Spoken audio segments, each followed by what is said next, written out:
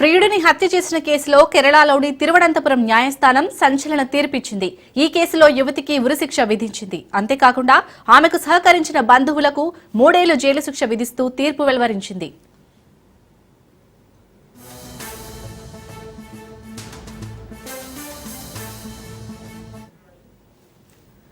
తమిళనాడులోని కన్యాకుమారి జిల్లాకు చెందిన గ్రీష్మ తిరువనంతపురానికి చెందిన రాజ్ అనే యువకుడితో కొంతకాలం ప్రేమాయణం సాగించింది.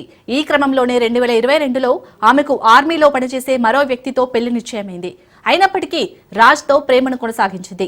వివాహ సమయం సమీపిస్తుండటంతో అతడిని దూరం పెట్టేందుకు ప్రయత్నించింది. అయితే ఆమెను వదులుకునేందుకు రాజ్ నిరాకరించాడు. దీంతో ప్రియుడి అడ్డును పూర్తిగా తొలగించుకునేందుకు హత్య చేయాలని నిర్ణయించుకుంది. రాజ్ను ఇంటికి పిలిచి అతడికి ఇచ్చిన జ్యూస్ లో విషం కలిపింది. అది తాగిన అతడు ప్రాణాలు కోల్పోయాడు. ఈ హత్యకు సంబంధించి సాక్ష్యాలను చెరిపివేసేందుకు ప్రయత్నించింది. తన కుటుంబ సభ్యుల సహాయంతో హత్యకు పాల్పడింది. ఈ ఘటన సంచలనంగా మారింది. ఈ కేసులో సాక్ష్యాధారాలను పరిశీలించిన తిరువనంతపురం కోర్టు ఇటీవల గ్రీష్మను దోషిగా తేల్చింది.